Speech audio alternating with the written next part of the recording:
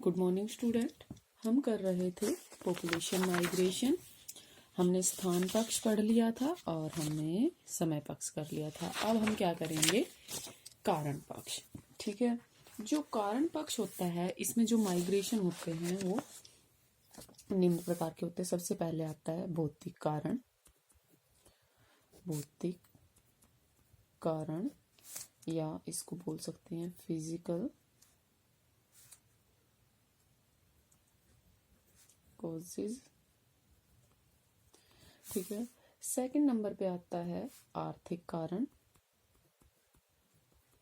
आर्थिक कारण, इसको हम बोल सकते हैं इकोनॉमिक कॉजेज। ठीक है, थर्ड नंबर पर आता है मैं इसको यहाँ लिख देती हूँ, थोड़ा सा लॉन्ग हो जाएगा। तीसरा होता है सामाजिक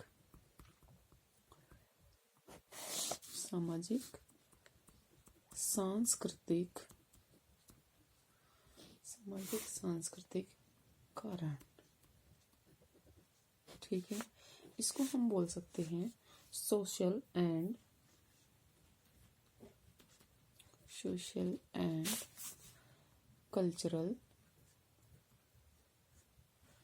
कल्चरल क्लासेस नहीं, कॉजेस।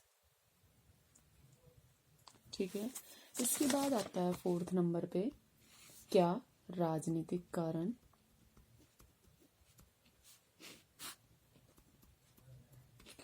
राजनीतिक कारण में आता है पॉलिटिकल कॉजेज।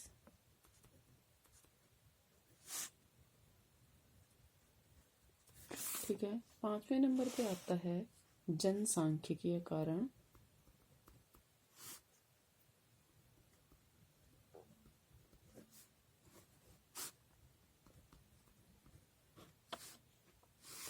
इसमें आता है डेमोग्राफिक, जिसे हम इंग्लिश में बोलते हैं डेमोग्राफिक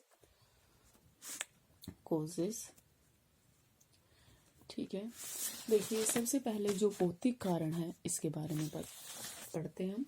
क्या होते हैं भौतिक कारण, आपको ये तो पता ही होना चाहिए। फिजिकल जो फैक्टर होते हैं वो जो आपके नेचर से जो रिलेटेड होते हैं वो आते हैं इसमें। ठीक है, तो जैसे आपके मैदान पर्वत पठार, इन पर जो रहने वाली जनसंख्या है इससे रिलेटेड इसमें पढ़ेंगे। तो क्या आता है भौतिक कारण में, जलवायु का सबसे महत्वपूर्ण स्थान है। ठीक है, किसमें, भौतिक कारणों में। ठीक है, भौतिक कारण की बात कर रहे हैं हम इसकी। ठीक है, फर्स्ट की सबसे मेन क्या है इसमें, जलवायु। और आपको पता है जलवायु क्यों है, क्योंकि बहुत बार आपको बताया जा चुका है कि जलवायु एक महत्वपूर्ण फैक्टर है मानव के रहने के लिए। क्योंकि मानव जहाँ अनुकूल जलवायु होगी उससे वैसे ही उसके साथ, मतलब जहाँ अनुकूल जलवायु होगी वहाँ जो जनसंख्या है वो अधिक पाई जाती है, और जहाँ प्रतिकूल जलवायु होती है वहां पर प्रवास अधिक होता है। ठीक है, वहां से लोग प्रवास कर जाते हैं। ठीक है, तो जलवायु एक बहुत ही महत्वपूर्ण फैक्टर है। हिमयुग की अगर हम बात करें तो हिमयुग में जो मानव था वो बड़े पैमाने पर प्रवासित हुआ था। ठीक है, ऐतिहासिक काल में मध्य एशिया की जो जलवायु थी वो अधिक शुष्क हो गई थी, और इस कारण से क्या हुआ था, जो चीन, भारत और यूरोप है उसकी ओर लोग प्रवास कर गए थे।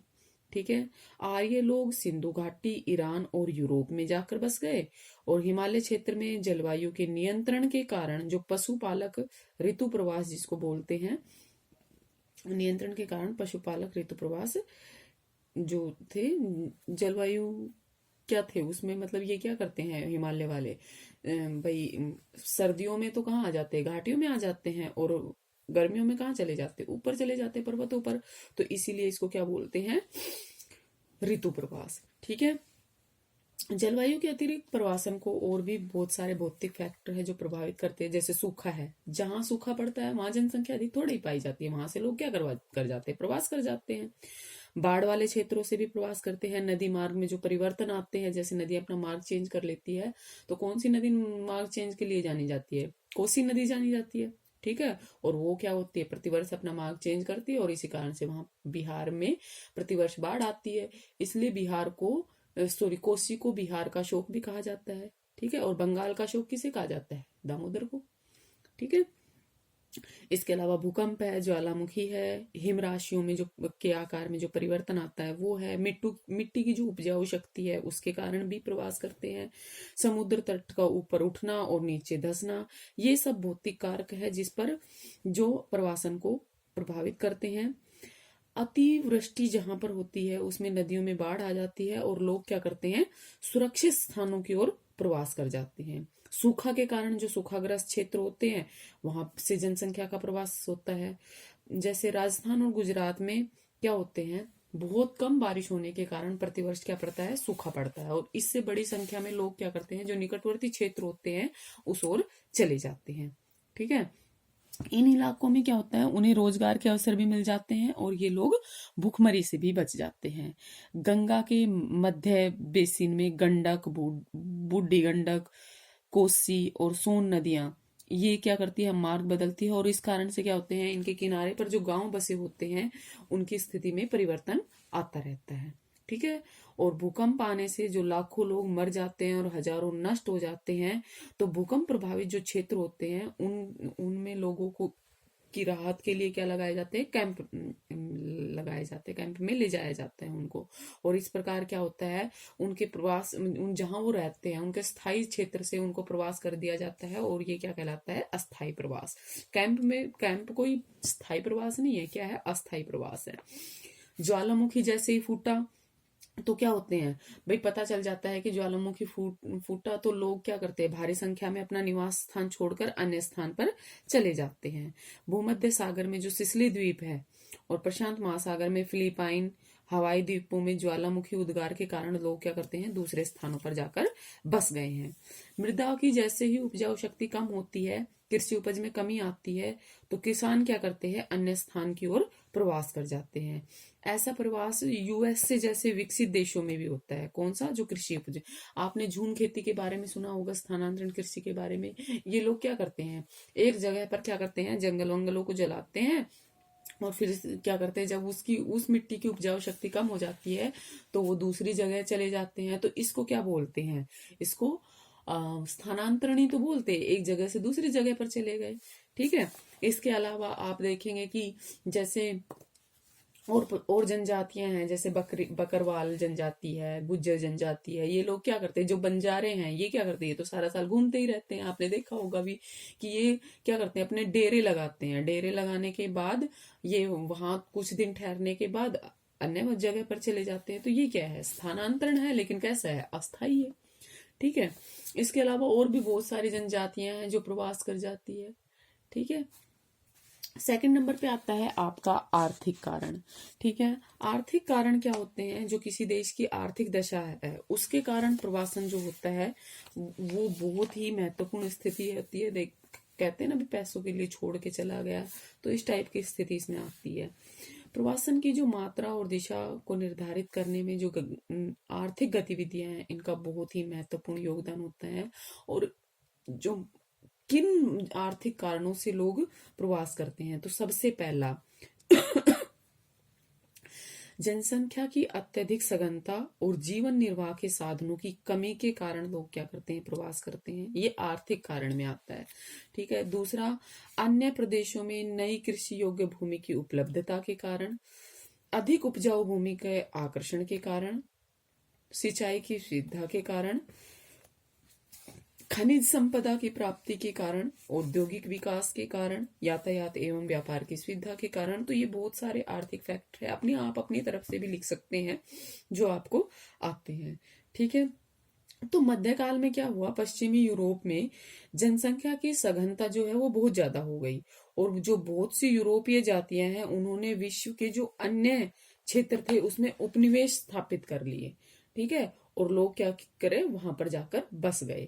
अगर हम प्राग ऐतिहासिक मतलब प्री हिस्टोरिकल पीरियड की बात करें तो मध्य एशिया से बड़ी संख्या में लोगों ने क्या किया, प्रवासन किया।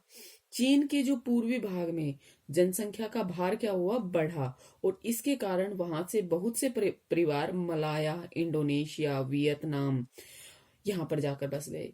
इसी प्रकार बहुत से जो जापानी लोग थे वो कोरिया, मंचूरिया और ब्राजील में जाकर बस गए।